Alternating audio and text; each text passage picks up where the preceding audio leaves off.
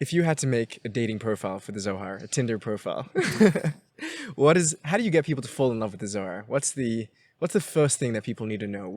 I think it's the invitation to enter the world of sacred imagination, an invitation to a world that wishes to enchant the universe. I think that's the great invitation to go into a world that says everything is alive, everything is connected, everything belongs to that great big web, or as the Neoplatonists would call it, everything is in the great chain. There's nothing outside of it. There is no other. And, really teaching us in every single line that reality is layered. There's so many layers to reality. It does not end with what meets our five senses, because actually it's just that nectar, that mixture, that cocktail of myth, mysticism, story, eros, devotion, abstraction, all together, all in a simultaneous way. Right, it's like how to really embrace the idea that Judaism has this thick, colorful mythology, and that really the Zohar is the book of Jewish imagination.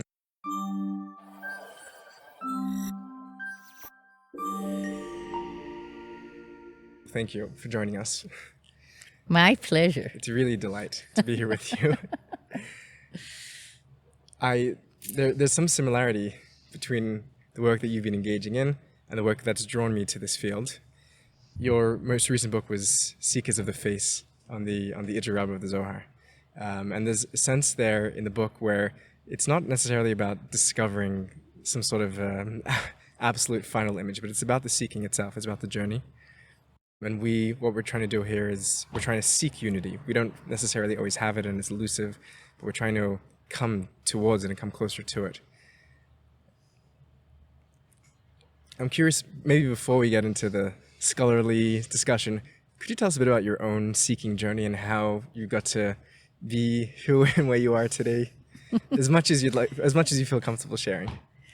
First of all, I'm honored to be here, and it's a delight for me, and I hope it's just going to be a living, kind of a live conversation. I think, first of all, I come from a very, very Jewish and very spiritual home of people that spoke about God around the table and not about the stock exchange. So it wasn't anything foreign, I think it was more, when was the time that I started opening, my ears and my heart to listen to what's happening around me. And that's something that I'm just grateful to my mother and father and the world, the world that they created as immigrants that came from America to Israel. I think as I became if I would put like stations of, where does our brain just crack open to the spiritual, I actually think that as an adolescent, it was music. It was the Incredible String Band. It was the Beatles. It was Indian music. It was, that's what I think. There wasn't a need for a very strong hammer. It was just tapping, and it all cracked open. So maybe that's kind of the young life, when it doesn't really sit on any kind of tradition. It isn't faith specific. It's like, it's the experience of belonging to something great. It's the experiencing of it. It's the emotion. And at the age of 20, I went on a long trip to Scandinavia, and somebody, I'm not even sure it was my parents, gave me a little book that I opened up in Oslo, having no idea what am I reading. And I read a text in English. I had no idea where it comes from. Is this a translation from what? And I was blown away. And I looked at the book and it said Zohar. I didn't even know what the word meant. I mean, I know Zohar, what it meant, but I started looking and I understood that it's a book of translations that a person called Gershom Shalom did it's a very small, elegant little book that came out, I think, in the maybe 50s. Anyway, that was it. I think the main experience, was what? This is the way they talk about Bereshit, about creation? Like, why didn't anybody tell me about this? How come I never heard about this? Like, this is nectar to my consciousness. I just want to drink it up. And that was it. And I think one of the wonderful things, I don't know who's listening to this or who's watching it, but I think one of the interesting things to understand is that when I came back to Jerusalem and to Israel, there was no place that would teach a woman who's not Orthodox Zohar. There was no option except for a very, very important one, which was the university. The university was the only place, mamash, that says, we don't care who you are. We don't care what you think. As long as you're willing to do the work, you're invited. And I was willing to do the work, Klamar. There was no question about that. And I really had the most amazing teachers there, amazing. And I think that allowed, kind of diving into the world of Zohar can take a few lifetimes. So it's not something that you do, okay, been there, done that, do a few years. On to the next thing. On to the next thing. It's huge. Yeah. It's like an ocean. Yeah. It's like an ocean. So, and it changes and I change and it changes as I change and the world changes. So I think it was clear to me that this is going to be a life path. And I think quite in a parallel time also, I started also my studies in Indian studies. And when I was 24, I went for the first time for a long, for many months to India. And I totally fell in love with India. And I visit India almost every year. That's many years because I'm not 21 anymore.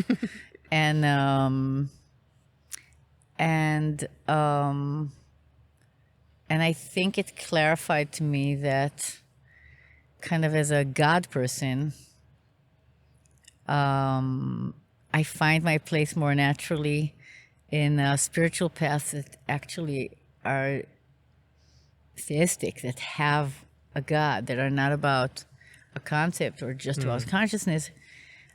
I think it's a devotional part, or it might be the ecstatic part, but it's a part that is open to that, and that's why India is so amazing, and also I think I love ancient wisdom, and I'm interested in the way that we can kind of tip our bucket into deep wells, and sometimes you really come up with garbage. I mean, it's not that we always come up with stuff that's going to be profound and helpful, wonderful for our life, and that it's going to open our path. No, but sometimes it is unbelievable. It is unbelievable, and I think that the fact that that Judaism and Hinduism are kind of orthopractic religions, that they're not involved in what you have to believe in. You don't have to believe in. You can have all kinds of thoughts about God and what she looks like, but there's practice. They're very interested in practice. Practice first. Yeah, practice first. You can develop anything around it.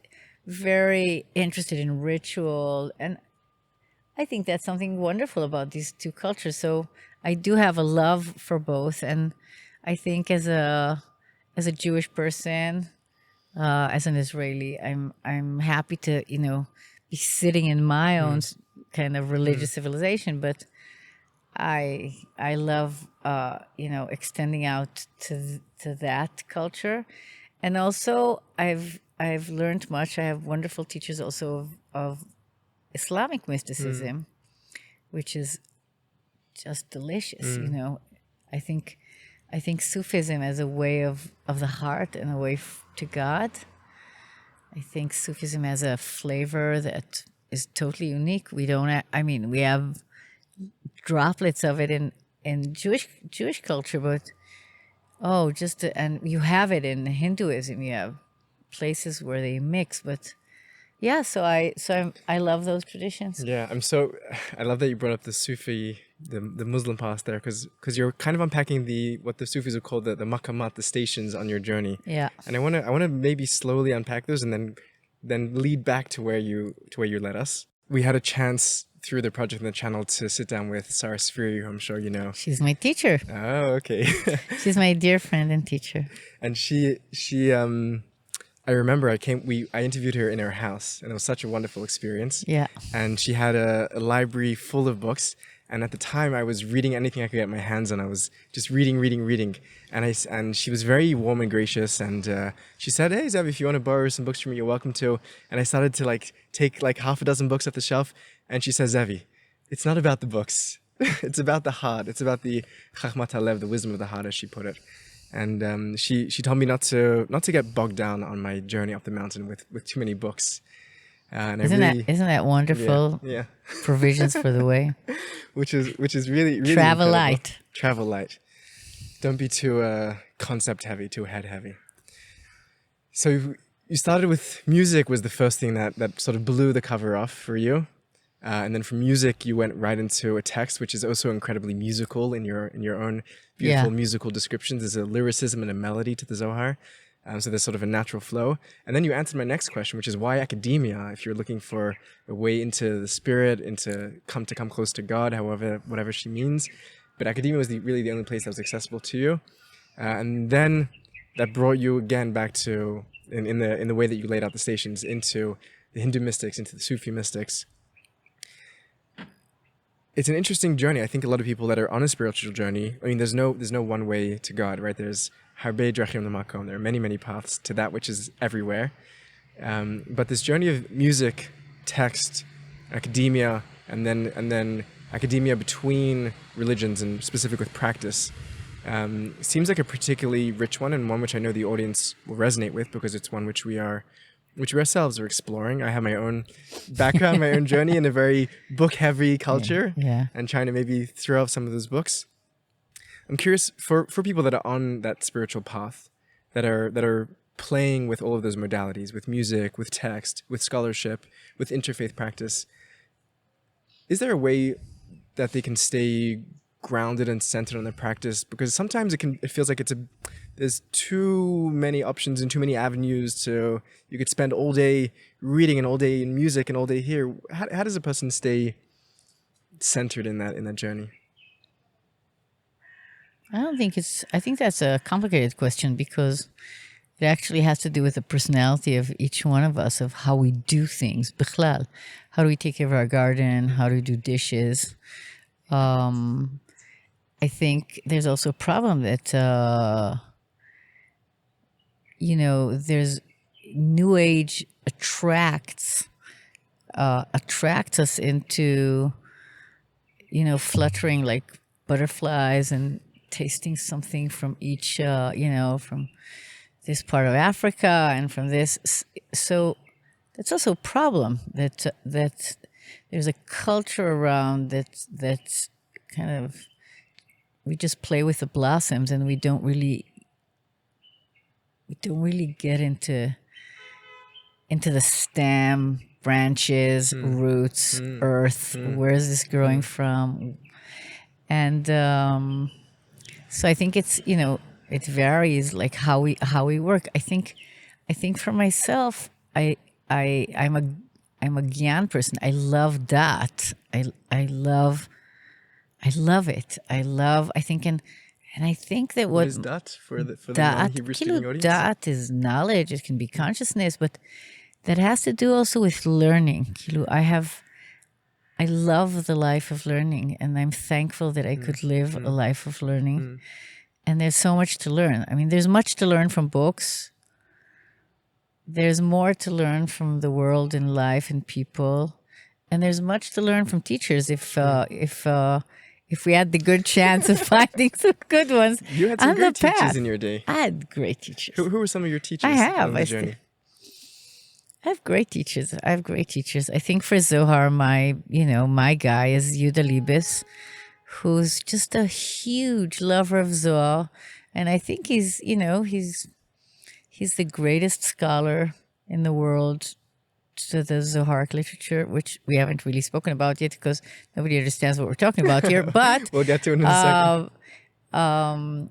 And he was generous, and he was rigorous, and I think he opened my mind to the love of slow, fascinated reading. I think that's something that we're lacking a lot, even in academia today. Like, how about not doing theory for 10 minutes and just going into the primary text and doing it very slowly, just allowing it to open up. I think he really taught me how to do that, and how to do it in a text like Zohar. That's you have to kind of slow down, get into a different mode, and that's how you can get in. Yes. And he's a great teacher. He's still my teacher. That's wonderful. So happy that I have a teacher like that. And I think he opened also the experience of what myth is about. Why are myths important? Why is mythology important? Why is learning how to read myth and how to allow the understanding of how it accesses a specific part of our consciousness? It's like Gewalt, that's very amazing. And not to be afraid of it, not to say, oh no, Judaism is not about myth. Right. It's like how to really embrace the idea that Judaism has this thick, colorful mythology, and that really the Zohar is the book of Jewish imagination. So that's him. And Sarah Sviri, who's my teacher for Sufism, who's a wonderful person and a wonderful teacher and wonderful life teacher and friend. And in academia, I have my wonderful teacher, David Schulman, who I think is one of the world's most renowned Indologists. And we have the luck to have him here in Jerusalem. And just year after year after year, just studying and looking into those amazing poetic, mythic, theatrical, literary texts. Was devotional. That's been incredible nourishment. And I think I'll mention just another teacher that for me was wonderful. And I think it kind of has to do with the endeavor of this project of Yerzevi. And that's Father Bede Griffiths. In one of my travels to India, I went down to South India, and I went to be in the ashram in Shantivanam, in the ashram of Father Bede Griffiths, who, I can't remember now, was he Dominican or... Anyway, he was this amazing British guy who came on mission, through the decision of the Vatican, I suppose. But he came to India from England. And to spread Christianity to the locals. And he was so amazed by the culture that he found that he just went and he ate it up and drank it for years. And he created an ashram in the south of India that was a Christian ashram, but it wasn't like trying to bring Christianity in the Western form onto the Indians and saying, put away your way. It was totally Indian, and it was kind of Indianizing Christianity, but in a very high spiritual form. And he had in this ashram the biggest library, I suppose, in Southeast Asia at that time for sure, of books of spirituality. He had the book about the Rav Kook, he had the book about Rabbi Nachman, he had he had all the Indian great mystics. It was like our fantasy of a library of world mysticism. And I think, and every day he would teach us, we would sit and we would sit under the trees, under the coconut trees, and he would have open, say, the Bhagavad Gita with 7 translations into English. Wow. And he was very scholarly in a lovely British old way, you know, wearing his dhoti, kind of brahmacharya, orange dhoti, and with his white beard, and he was amazing. And I think what he was exemplifying was, from his point of view, that all mysticisms, all these paths, doesn't matter regardless if it's the big religions or it's the small religions, they do have a place where they converge. They converge in that experience of unity. They converge in that. Everything will turn different when it has to do with the specific colors, the practices. But he really had, I think, from that point of view, he would stand in the camp that says mysticism is a human, universal kind of way of the soul, and it's real. It's essential. There is an essence of that, and then it varies. It changes. Whereas, so many other scholars would look at it and say, no, this is all constructs. This is intellectual. This is all something that, we actually shouldn't be putting it all together, because it's just something that is, that is a civilizational or cultural intellectual construct. So he was really of the sense that no, there is something, and it was about unity, and it was about love, and he exemplified it in such a exceptional way that it just really, inspired me. All right, Melila, you've given me a terrible challenge here. Why? Because you've opened up so many beautiful avenues, and I don't know which door to follow now. I'll tell you what, but the metaphor you brought earlier, which was so beautiful, about how we just look at sometimes just the flowers. We don't take time to go down one flower to its stem, and to its trunk, and its roots, and into the mycelium and the soil. I do want to do that, and maybe I want to go down into the roots with you on what you've done incredible work on, which you've taught hundreds of men and women here in Israel, and really, really been an embodiment, I think, of this great text in many ways. You're like a walking Zohar in some sense. I do want to come back to the Zohar and travel down its stem and into the ground with you, with whatever short fleeting moments we have. But just before that, this question of inter or intra-faith or inner faith spirituality is very important to me. And part of my own journey out of a more conservative way of thinking about spirituality in my own Hasidic background was through perennialism, through people like James and Huxley and that journey. But then I encountered the critics, the Katzes and the constructivists and the contextualists. And I wonder, you as a scholar, someone who's within the academy, how do you hold on to that unity, and not have it lost in the criticism and in the detail? I think it's a great question. I can only speak for myself. Please, yeah. I can speak for myself, and I think one of the important things that I've learned from academia, and I'm very grateful for many things. I'm very grateful for critical mind. I don't like, hashlachat hadat. I'm not into throwing it out into the garbage. I mean, at certain times it's a very good idea to do, but not always. Right. And I think one of the cautionary kind of signs that we have to have when we're going into the scholarly world is that many times we take it too seriously. We think, oh, these critics or these scholars are saying the truth. They're not saying the truth. Many times they're saying the trend. They're saying, the fashionable intellectual, whether it's going to be structuralism or whether it's going to be neo-Marxism or whether it's going to be post-colonialism or whether it's going to be, post-deconstruction. I think that when we understand that these are takes at trying to understand, but that's all they are. Right.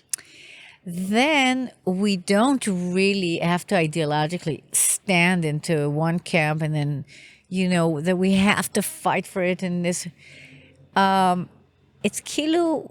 We have to remember that these are exercises sometimes, fantastic in the scholarly world, in the research world, of trying to understand something more and more and more.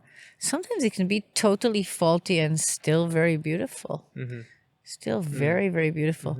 But like, instead, I think it's one of the things that my teacher Yehuda taught me, to be very wary of ideologies in the world of research. And the other thing for me is that it allowed me to say, no, this is not what I want to develop. More theory, more theory, more theory.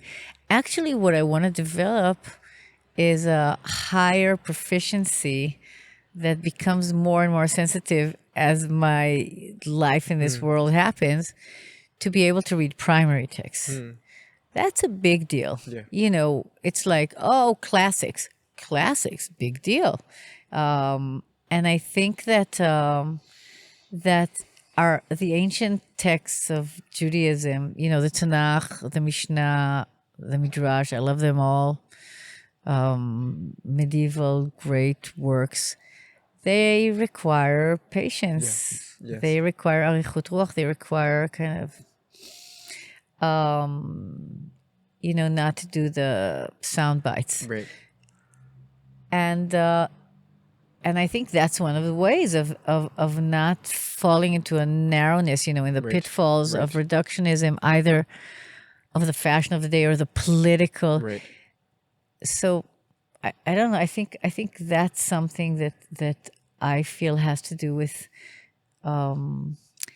first of all, going first to the teachers and scholars that help us read the primary text, and not the ones that tend to be in a intellectual position of, come, you don't know anything, I'll tell you what this means. Right. Kind of to be wary. Right. A teacher that has humility in front of the text. There has to be, and there isn't much of it. Yeah. My critical brain wants to ask a critical question, and we don't have to spend too long on the critical side, but maybe the unitive interpretation, the perennialist, is also just a phase and a fad and a... Right. Maybe it's also... I think that also has to do with the humility of it all. That sometimes it's almost a matter of taste, it's what our soul is drawn to, It's like they say all people are either Platonic, Aristotelian, or Neoplatonic in some kind of way. Maybe it's true.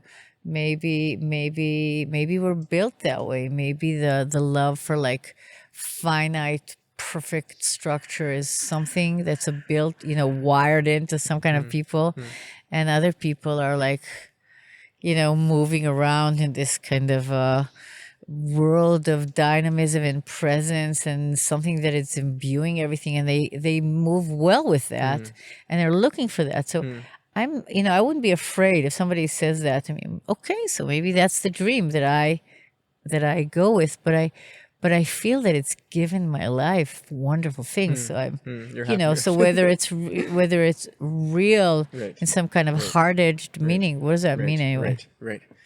No, I very much appreciate that. You're saying that some people are born Platonists or Aristotelians. I think some people are also born Rashbiists or Delionists, and we may be sitting with one such person. I love the way that you described your teacher, Professor Liebes, as the first thing you said was he's someone who's in love with the Zohar. If you had to make a dating profile for the Zohar, a Tinder profile, how do you get people to fall in love with the Zohar? What's the first thing that people need to know with a text which they otherwise, a text amongst many texts?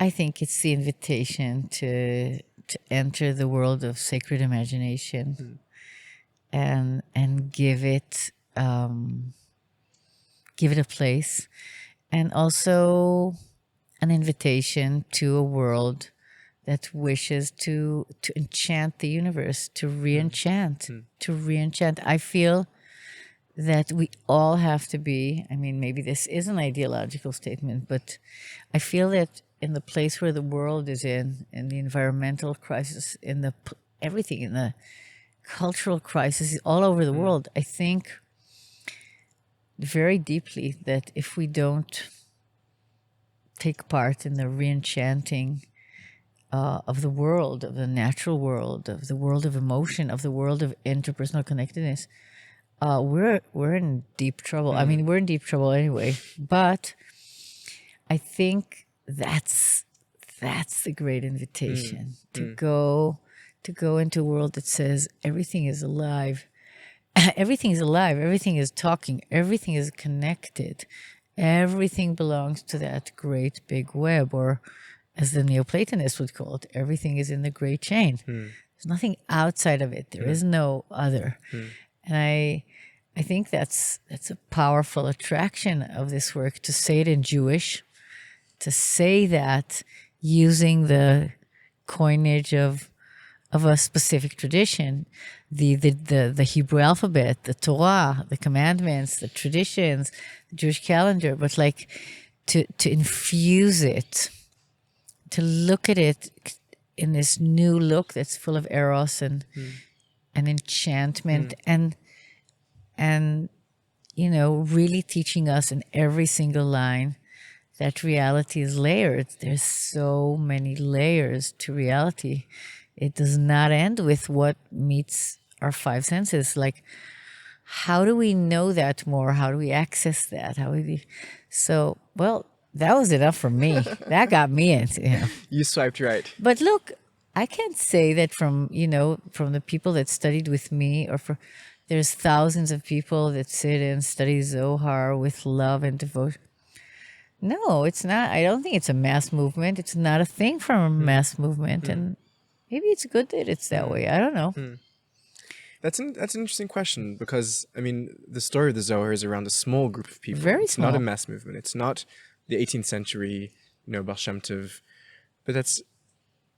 Do you feel like it needs to be? Because when you talk about the cultural crisis and the political and the environmental, it seems like we do need a mass shifting. And I don't know if I'm mass shifting using that. Actually, my deep sense... אוי, תראה איזה יופי. yeah. יונק דבש. איך אומרים? Honeysuckle? No, not honey. What's the name of the bird? Not honeysuckle. Honeysuckle is a plant. It's called...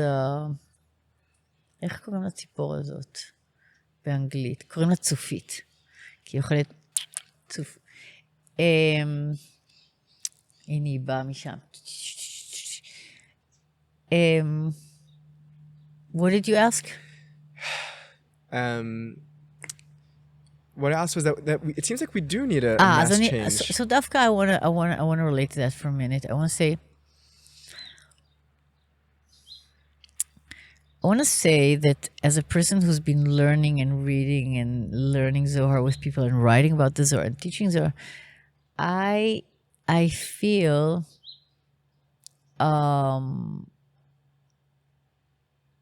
that one of the problems is that it's people like me and you that sit and read it, because it takes a lot to get in. It's very complicated. It is not accessible. It's not friendly at all from that point of view. Like, come read me. I'm a nice, light poetry. It's not. It's not like picking up Rumi and...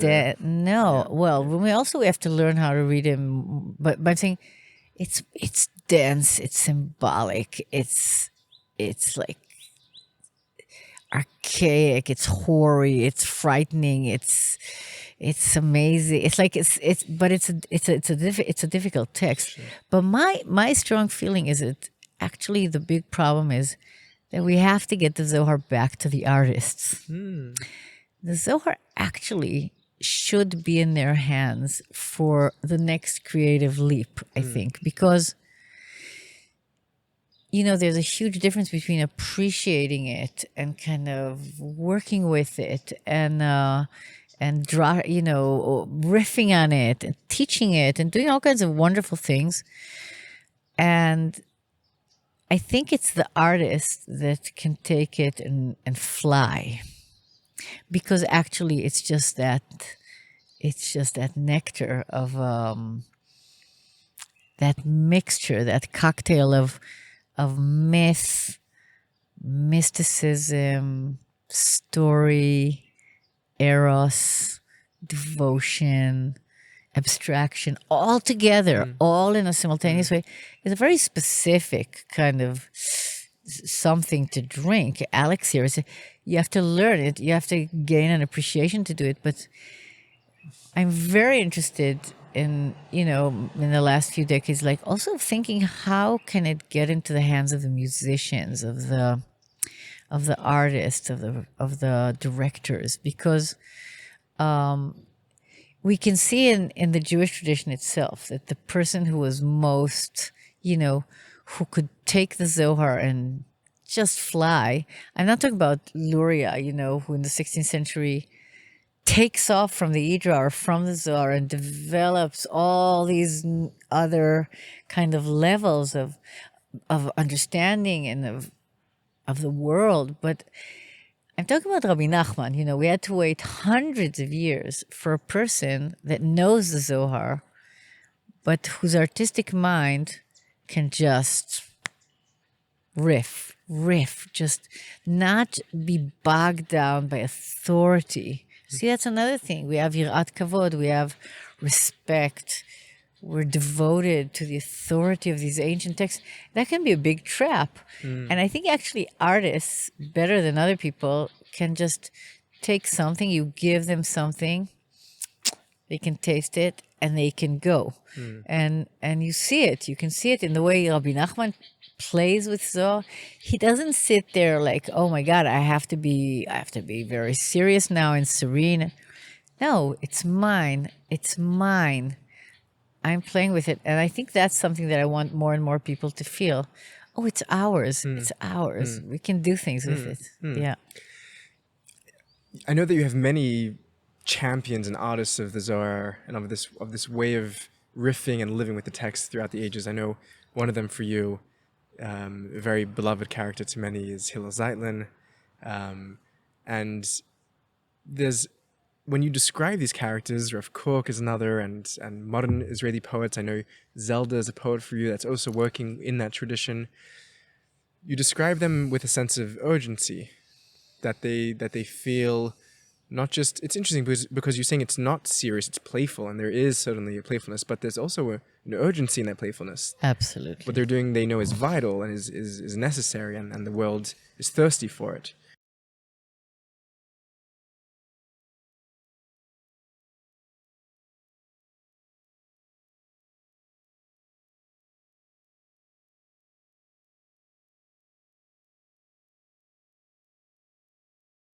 We live in a very thoroughly disenchanted world, right? In a world which has a very flat ontology. We don't live with chains of beings, and we don't live in a world that's interconnected. Although it is in so many like practical ways, but the default scientific narrative, the myth that we're living in today, is a very atomized one, very separate, very individualized, very ahistoric. We're not connected with ancestors. We don't live with grandparents, and alienated from the future as well. It seems like the vision of the artists and the poets of the Zohar, as you describe them, this group of anonymous, strange characters wandering around, fictional characters, imaginary landsets. We described once as in their pig Latin Aramaic. You described it. That seems like that world is sometimes so far from the world that everyday people live in today. Yeah. It is far. It is far. So how do we bridge those? It's far, but as alienated as we're getting, there's also a very heightened sense of thirst, I think. I can't say, if we're talking about seekers, what wakes us up to seeking? Sometimes, even though we're inundated with information and data and we're sitting by the well and we're dying of thirst. We're dying of thirst.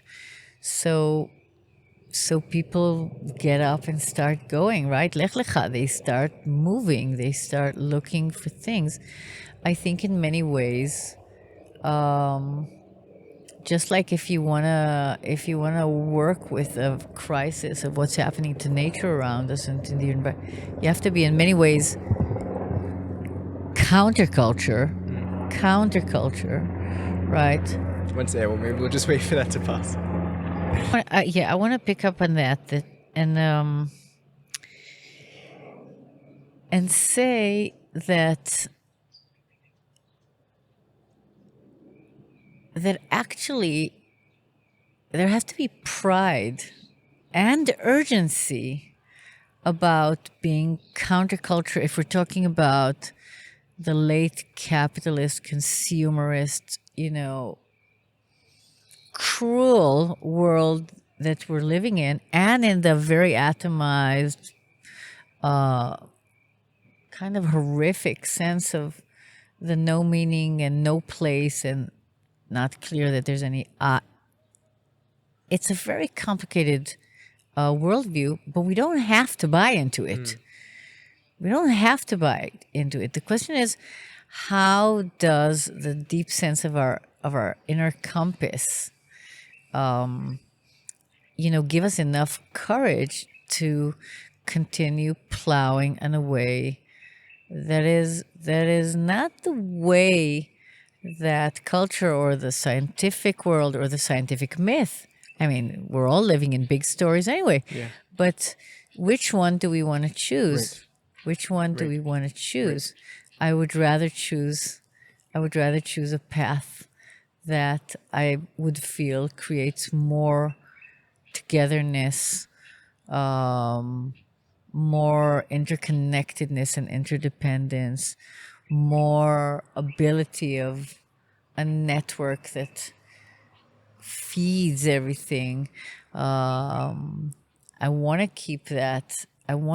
So I have to tread, so people seekers of that have to look for the path that's going to give them that, or actually to create for themselves a path that, because we're in this global world where actually we do have access to incredible wisdom of all kinds of cultures and different centuries, to create our path of, and to say, yes, this is what I'm standing for this. Now, I do want to say something that's critical. I'm not saying this as a person who, with all my love and devotion to the Zohar, I'm not, bowing down and kind of rolling my eyes in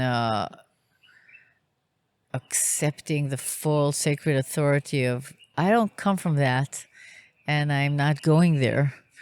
There are things in this tradition that are horrific.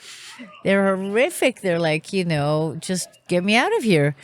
But that's also something, we look at ancient things that I don't have to make them fit exactly into my political worldview or into the current, bon ton of anything.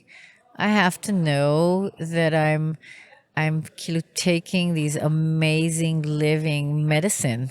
I can really, I can take it in, I can taste it, and know that there's certain parts of all these traditions of Sufism, Judaism, Hinduism that are, at the moment at least, we can't do anything with them. Yeah. They might just be falling on the side of the way, or they might be, picked up in a later time, and somebody's going to find amazing meaning in them. But I think that's something also important to say. Like, how do we walk around as seekers, not in a place where we have to, we're following one path and it's totalistic. Right. I think that's something that gives me kind of a sense of error. And maybe something else is to say that they all have a sense of urgency, because I think mystics wake up because what they're given in the traditional, whatever faith they're in, tradition that they receive as the normative or conformist way of that religion is never sufficient for them. Right. Men or Right. women, Right. all generations. it's people who come from a very voluntary place. It's something very, it's of the heart. And it's a feeling that that what I'm supposed to do or what makes me a good Christian or a good Muslim is not enough for them. Right, They want right, more. right. They want more. Right. And if you want more, you have to do it. You have to do the work. It's a task of love, and it's a labor of love. So there is first of all that urgency of nichsefa v'gam kalta nafshi. There's an urgency of the heart. There's an urgency of longing. There can be an urgency of a sense that darkness is enveloping consciousness in the world.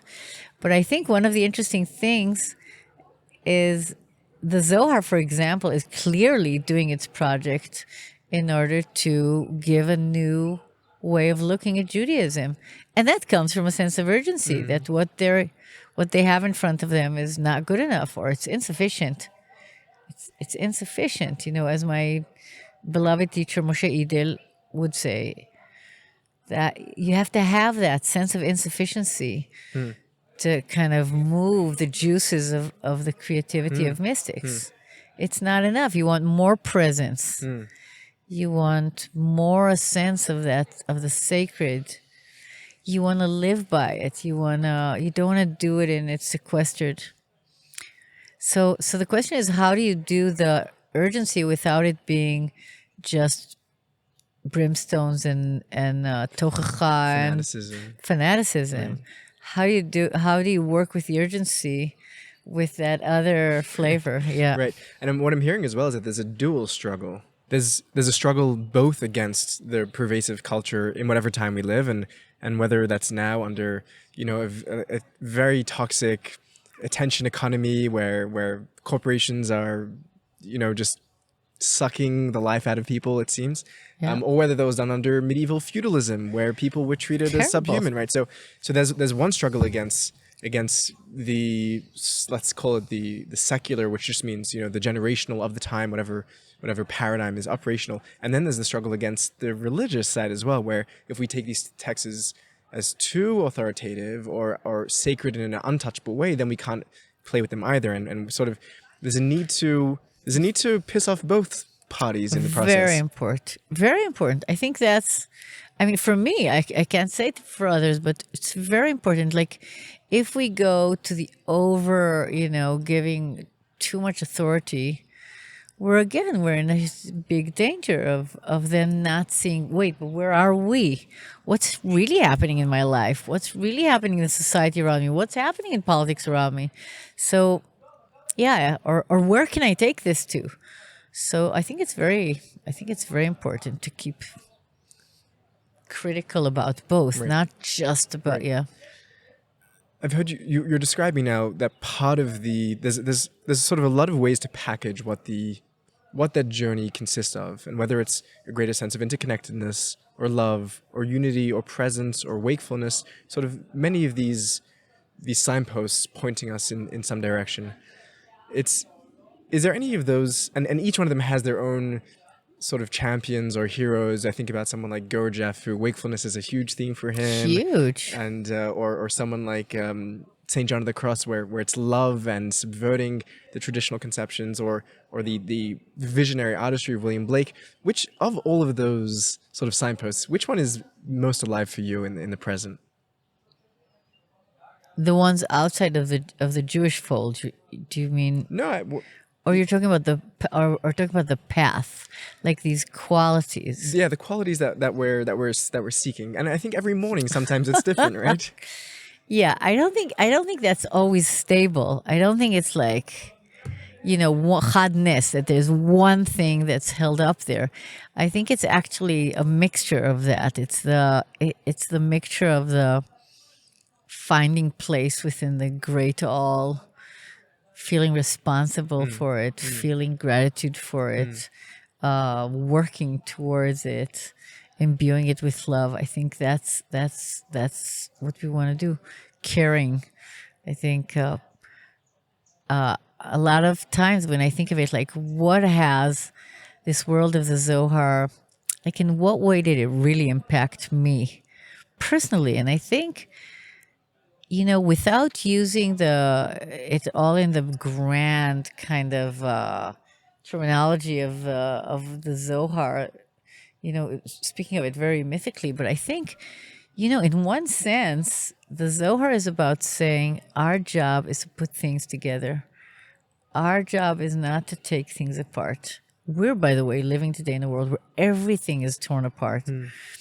But the idea of zivug and yichud, of unifying, incorporating, creating the love, the harmony, the intercourse, the face-to-face, the intimacy, I think that idea has changed me. It changed me, not from the point of view that I want to go around and quote the Zohar on it, but I think from the point of view of understanding that I'm in this world, to bring things that are disparate and alienated together. I want to bring Israelis and Palestinians together, secular and Orthodox people together, people from different religions together. It's understanding that in the appropriate way, bringing things together is a huge healing in our world. We really need it, because basically we need all of us around the table if we want to save the ship anyway. Yeah. So I don't want to be like Jonah, fast asleep in the bowels of the ship. I want to be up with all the sailors from all the nations and from all the races and from all the gods, doing the work of understanding that it's one ship. Right. And so I feel that that's what's impacted. It's impacted like saying, Melila, you go out there and try and bring things together. Right. You say that you want to. I mean, the audience may or may not know this, but it's more that it's a want that you've put into action, and you're doing really incredible work bringing together those things which are often held apart or thought they can't come together. And there's really, I mean, we could have a full conversation on your work with Israeli Palestinians, with secular religious, with trying to cross those divides. But one which you didn't mention, which I feel called to bring to awareness and hear how you've been feeling about it, is that, as you mentioned right near the beginning, that there's a lot of, the only place you could study Zohar as a woman was in academia, and that women were kept out of the serious study of Jewish texts. So one of the characters which you're bringing to the table in your embodiment of this Zoharic conference of the birds, which we have joining us here, is the feminine, is the woman that comes to the table that was not at the table for a long time. What is it like bringing you as a woman, both in your own reading the text from your own embodied perspective as a mother and as a partner and as a lover, and coming to that text and bringing that text to the public in the way that you manifest as a woman? I really feel, in looking at it in perspective, I'm not sure I thought about that in the same way when I started, but when I started reading the Zohar, I had this fantasy that I want to know Zohar so well that if I meet the Chevraya, the companions of Rabbi Shimon Bar Yochai, walking along and doing their thing, walking and talking and kind of opening up to the world in all kinds of dimensions, I could join them and they wouldn't even notice. The characters of the Zohar themselves. Yeah, the characters of the Zohar. That was my fantasy. You would just slip in. I would just slip in. They would never even notice. Now, it's very interesting that in the fantasy, I didn't care if I'm a woman or a man. Well, that was totally irrelevant. It was this language. It was the shimmering language. Like, can I get into that level of the shimmering language, that everything happens suddenly? I think as time passed, it's very clear to me that I've actually lucked out not to be a man who is the traditional participant in this culture. The culture of Jewish mysticism, written by men, for men, and belongs to men, and was taught by men, and was received by men. And there was a way, maybe it wasn't always totally linear, but of classic education that men received. But I think the fact, and I write about that in my book, I think the fact that I actually don't come from that, because luckily I'm a woman, and and I came from a different kind of culture, and I came into it from the 13th floor, and I had to do a different way of kind of getting to know a world. Actually, it's given me incredible perspectives that sometimes, my comrades, colleagues, it's more difficult for them to have, because I'm looking at it and I'm saying, wow, that was beautiful the way you just described the feminine. Like, isn't it amazing? These are men describing the feminine. Like, what do I feel about it as a woman? So I think that can always create a different kinds of responses. It can be a response, also of anger, like it depends on which feminist wave you're in, but it can go through all of those. But I think that for me, what was amazing was the relief of understanding that I am studying and teaching and writing about a literary, religious, spiritual creation that was the great comeback of the feminine. My God, what would we do without it? It's like, we can give it different explanations where it comes from, and it depends, of course, which scholar you are in which continent. How do you speak about it? Where was this sudden surge? This emerging of the feminine into the Jewish kind of religious imaginaire. Why did it happen? But put aside the why and why exactly then, that are wonderful questions, by the way. But the experience, that you can turn page after page and, be with the Shekhinah, be with a aspect of God that is of the feminine. Think of what that meant for me as a woman. It was like, nobody told us about this. We never heard about this in high school. Nobody. Who is this woman God they speak of? And where did she come from? And then, Bimet, sometimes you have to go to India and say, thank you, India, for allowing me to have language to talk about the goddess, to have a language to talk about, the multifaceted aspects of the divine. You have to, you have to receive that in some kind of way. Right. But I think it's Liebes and thank them for a Jewish woman who was also yeah. deified. Wow, how lucky we are, right? How lucky we are for the devotion of Mary.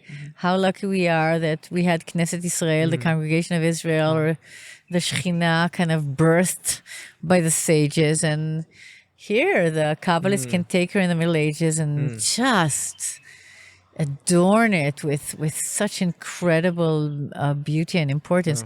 So first of all, I want to say, even though I can come now in a post kind of perspective and say, yeah, but look, it's men writing about the feminine and maybe it's idealizing and what does it mean? All those questions are true. I'm not throwing them to the garbage, but I'm still using the intensity of bringing back the feminine into a very, very patriarchal and very masculine and monotheistic male kind of God tradition. So, there are people that would say, just give me away from these, unitive monotheistic religions. It doesn't matter what you're going to do. They're always going to bog you down in the end into it. They're a lost cause. I don't think they're a lost cause at all. I think the question is, how do you balance inside? And I think Kabbalah managed to bring together the masculine and feminine. Incredible. What an incredible thing. You just described the authors of the Zohar as the midwives of the Shekhinah. Is that what I heard you saying? Well, they did a huge job. They did a huge job. We're not talking really about the Zohar. If you'll notice, we're talking about all kinds of things around it. But I'm saying the Zohar itself, I don't think there's a page in the thousands and thousands of pages and words of the Zohar. I don't think there's a single page that doesn't have her as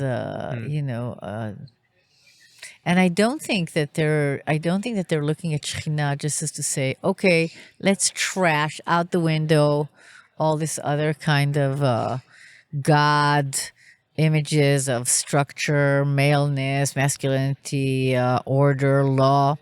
No. Right. I think it's a very complex worldview of the Zohar. Sure. It's like saying, no.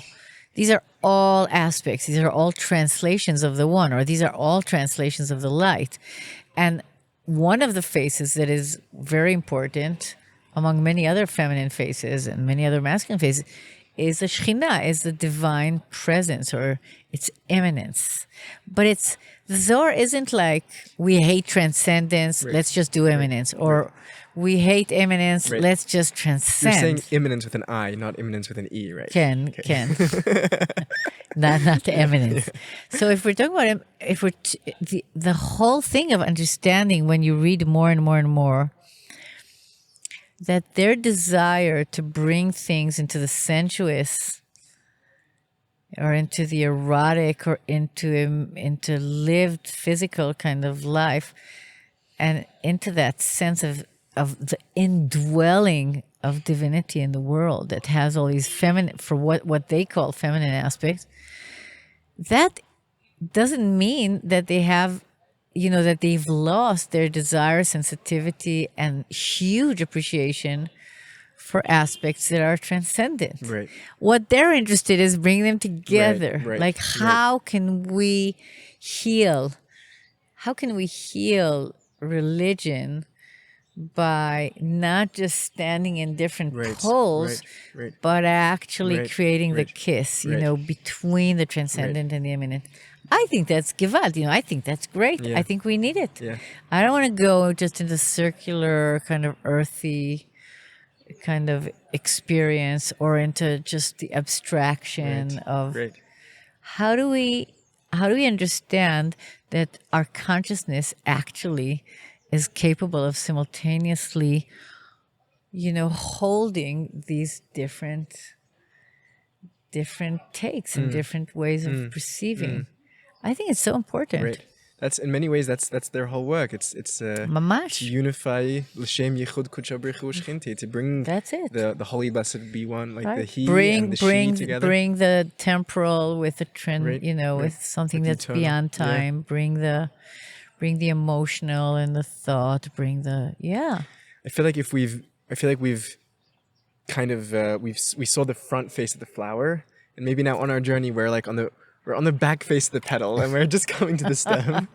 And we would probably we'll need another time, because I have to go. Right, not just many more hours or many more days and weeks and years. We would need lifetimes to make our way into the soil. And you've been very gracious with your time. I don't want to hold you for too long. Well, it was fun. Good. Good stuff. Good. Yeah. Something that you would consider doing again sometime? Yeah. Awesome. I think what would be interesting is maybe have another episode that's more specifically about Zohar. Like, this was more like an interview. Yeah. It was lovely because you do it in a lovely way, and it's just sababa. It's under the trees and the birds. Yes. I mean, we couldn't ask for more. But maybe that, I'm just putting it in your head, like, to think not in a didactic way. Sometimes the didactic ways are very important. Like, I'll do the introduction to, but no, I think here it could be an interesting conversation on the Zohar itself. Like, that could be fun. Tell me a bit more. What are you envisioning? I don't know exactly, but I think getting into the world of, what is it? If we're talking about loving the stem, loving the smell of the earth, of things, Malomar, Rumi and the Zohar are not growing in the same soil. They're in the same monotheistic religions, but they're growing in a different ambiance. And it would be interesting to talk about the specific aspect of what does the Zohar do? Like, the music of the Zohar is different. How do they work? How do they treat the fact that our soul, that human life, is filled with light and shadow?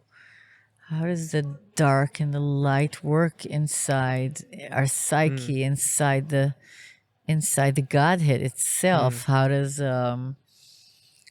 Bichlal, how do we cultivate soul? How do we cultivate spirit? In the Zoharic method In the specifically. Zoharic methods, yeah. Because I think what was lovely about what we were doing now, we were kind of picking up from the different things that are interesting for me, but I don't find myself that interesting. You know, I find the things more interesting.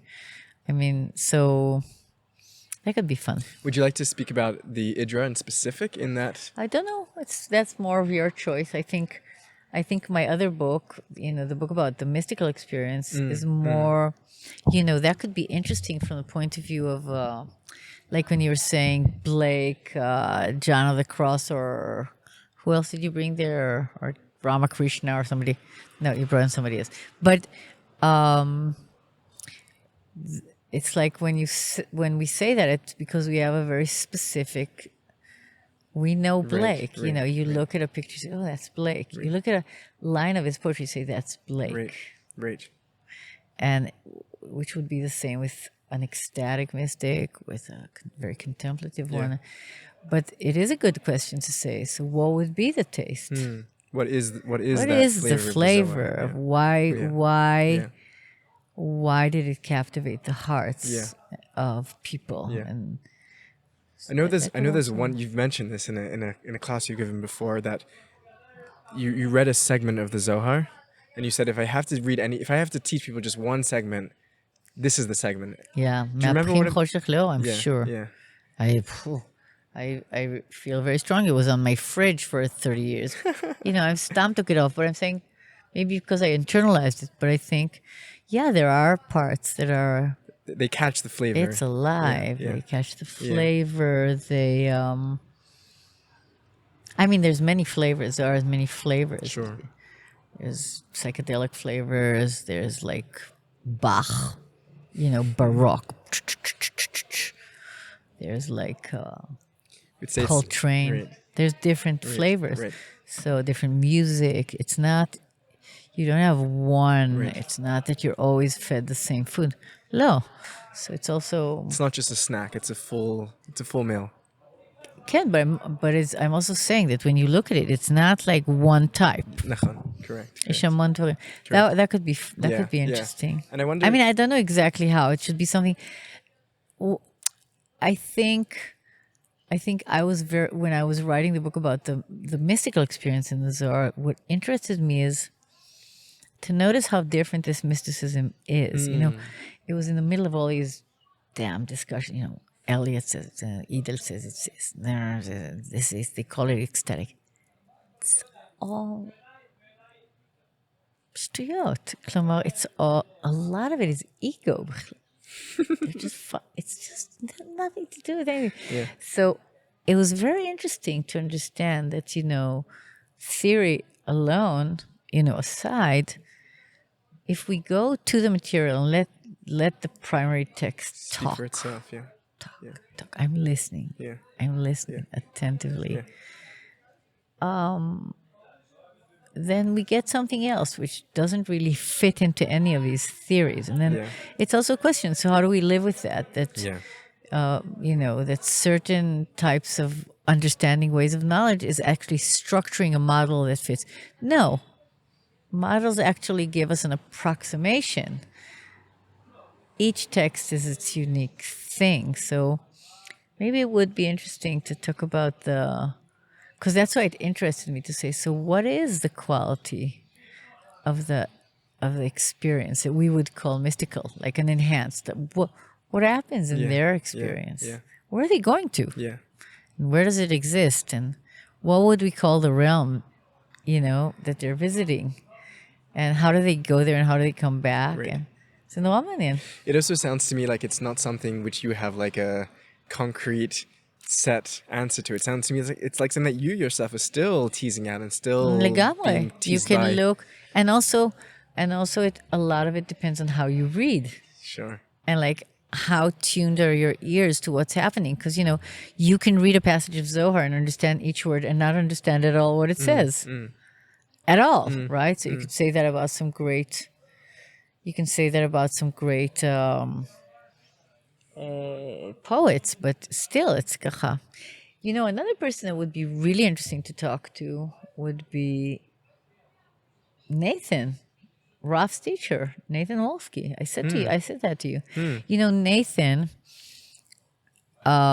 teaches in Monash, but he went from just, archaeology of Aboriginal campsites but he went into Judaism. He totally Baal Tshuva in a certain way. It was the people that were in Melbourne that came in.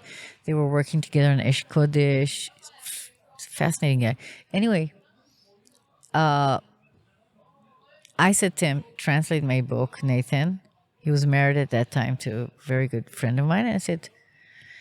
And he said, I want to translate because I want to learn Zohar. But he's such a thorough, intense guy.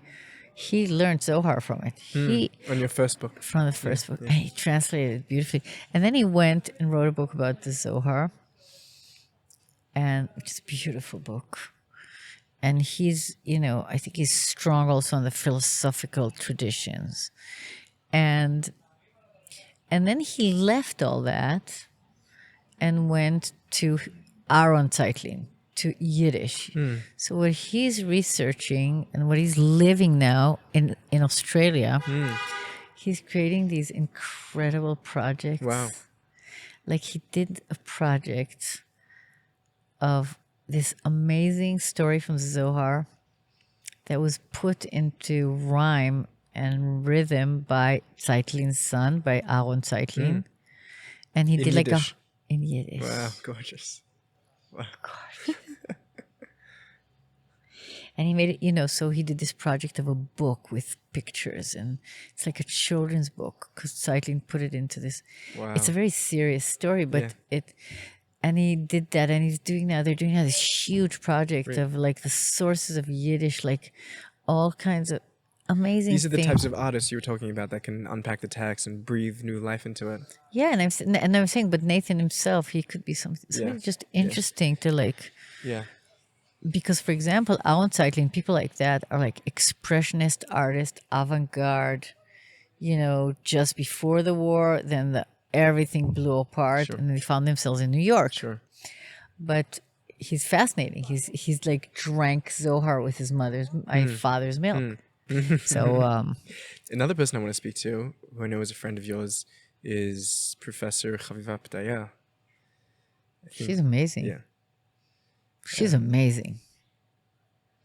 I look up to her like that. I'm just a Frecha girl, Zohar girls dancing around here, gopis, but she's amazing. She's amazing. She's an amazing, I think she's an amazing scholar. I think she's an amazing poet. And a mystic. Can. She's amazing. Yeah. Betach, get to her. Yeah, no, I think it's an amazing medium and opportunity to bring these incredible people, including yourself. But I'm not. Don't downplay yourself. I'm not gonna.